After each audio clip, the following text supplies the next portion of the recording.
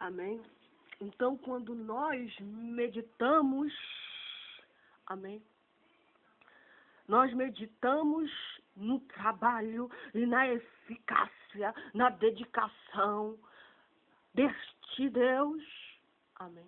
Veja que diante de um cenário de fome, diante de um cenário de uma fome severa no Egito, o Egito é um cenário que na Bíblia nos mostra que Deus usou aquele povo para mostrar para nós a glória dele. Amém. Deus levantou 2 homens. Após o dilúvio, após Abraão ter morrido, após Jacó ter morrido, após Isaac ter morrido, após José ter morrido, nasceram, viveram, fizeram a vontade de Deus.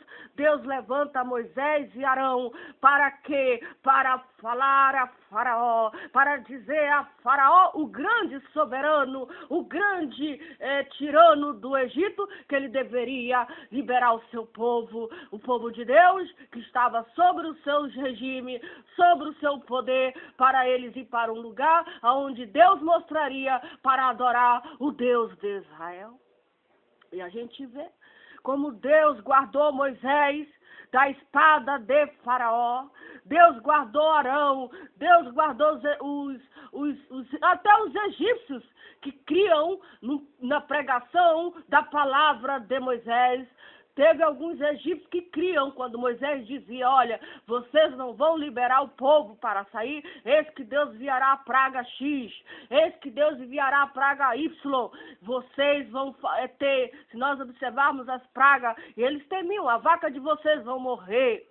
Vai acontecer isso, o rio vai morrer, vocês vai entrar sapo dentro da casa de vocês, aqueles castigos ali que Deus estava castigando, virá um anjo da morte meia-noite e matará todos os primogênitos. Vocês têm que liberar, o Faraó tem que liberar o meu povo, tem que liberar, e nós vemos que Faraó, mediante aqueles sinais, aqueles prodígios, aquelas maravilhas, aquelas advertências, ele resistia a obedecer às ordens de Deus.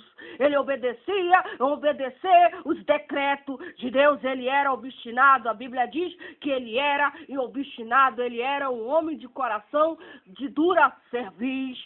Ele não foi tão fácil ele liberar o povo de Deus. Não foi tão fácil. Tanto é que ele liberou o povo de Deus, mediante a uma mão forte, a mão de Deus, mas aí ele resolveu perseguir o povo de Deus. Ele resolveu perseguir o povo de Deus, pegou os carros dele, os cavaleiros, e foram atrás dos israelitas que estavam a pé, homens e mulheres e crianças andando a pé. E ele perseguiu, mas Moisés orou, Deus deu instruções a Moisés, Moisés abriu aquele mar vermelho, o povo passou e eles passaram os egípcios, mas aí Deus fechou o mar e eles morreram. É assim que Deus faz com os nossos inimigos. Amém? E Deus guardou o seu povo. Deus guardou o seu povo, os israelitas. Deus guardou das guerras. Nós observarmos quando Ló foi levado cativo, entre as guerras de Sodoma e Gomorra, antes de acontecer a destruição de uma cidade, acontecem as guerras. A Bíblia diz que antes de Deus enviar aqueles 3 anjos para destruir Gomorra e Sodoma, antes disso, eles estavam em conflito, eles estavam em guerras ali.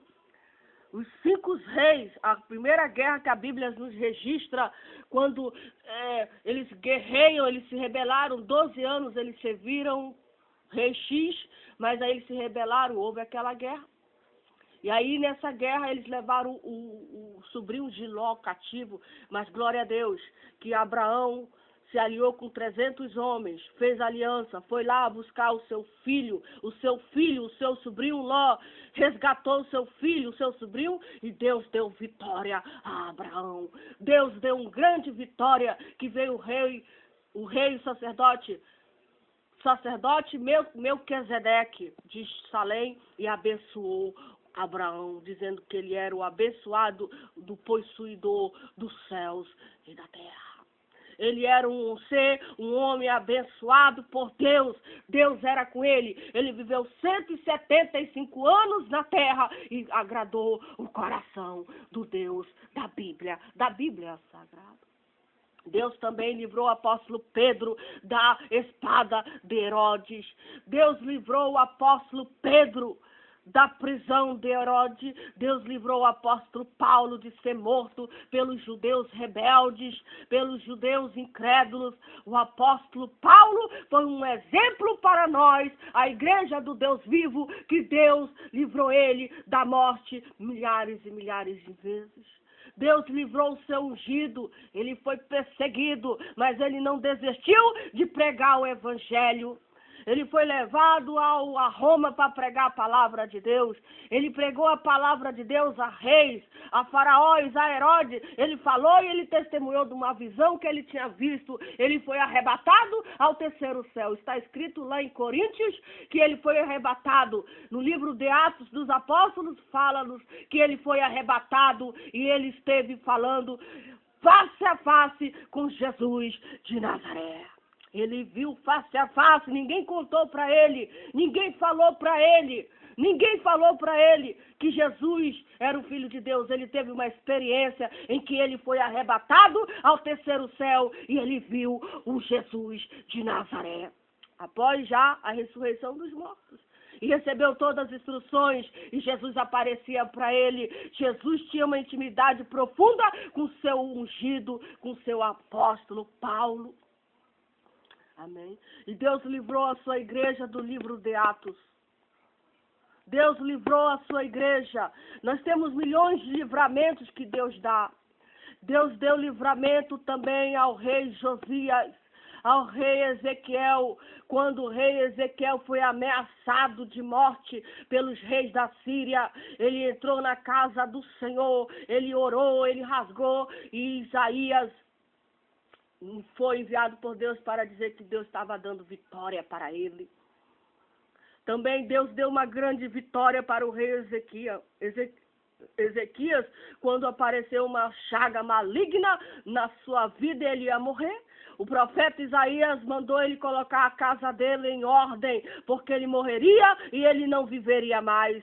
O profeta Isaías foi enviado de Deus para dizer para ele: coloca a tua casa em ordem, porque tu morrerás, tu não viverás.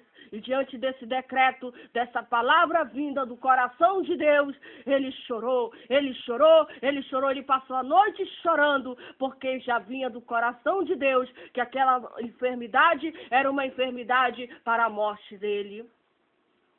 Era uma enfermidade para a morte dele. E aí ele chorou e Deus viu as lágrimas daquele homem, daquele rei. E depois Deus enviou o rei Isaías de novo, dizendo para ele: Deus ouviu o teu choro, Deus viu o teu choro, e Deus mudou o decreto, Deus mudou a palavra, e Deus ouviu a oração dele, que está escrito no livro de Isaías, a oração do rei Ezequias.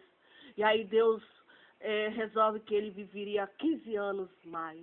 15 anos Deus acrescentou na vida do rei. E aí Isaías dá as instruções como ele seria curado daquela enfermidade, com uma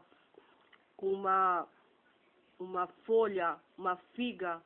Ele colocaria em cima da chaga e ele sararia.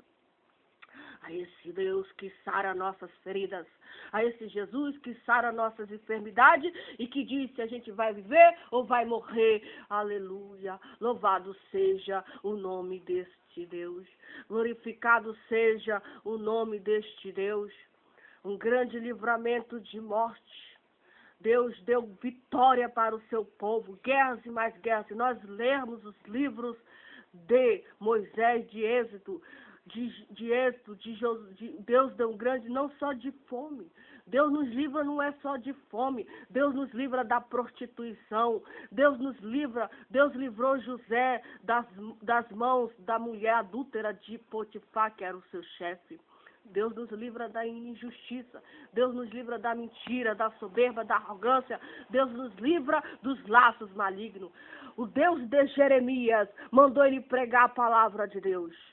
mandou ele anunciar a palavra de Deus para uma casa rebelde, para uma casa que não queria ouvir a palavra de Deus, para um povo, os filhos de Deus, que eram filhos rebeldes. Os israelitas do passado eram rebeldes, adoravam a rainha dos céus, serviam, queimavam incenso, faziam bolo para a rainha do céu. E Deus levantou o profeta Jeremias para dizer: convertei-vos e arrependei-vos, porque Jesus está voltando. Jesus hoje manda nós nos arrependermos das nossas prostituições, das nossas avarezas, das nossas ganâncias, Jesus, das nossas iniquidades. Jesus manda nós nos arrependermos hoje das nossas idolatrias, das nossas mentiras, das nossas paixões, das nossas luxúrias e voltar para Ele com choro e gemido, porque um dia Ele há de se manifestar nesse céu de glória, esse céu de glória há de se rasgar. Está escrita essa profecia no livro de Mateus.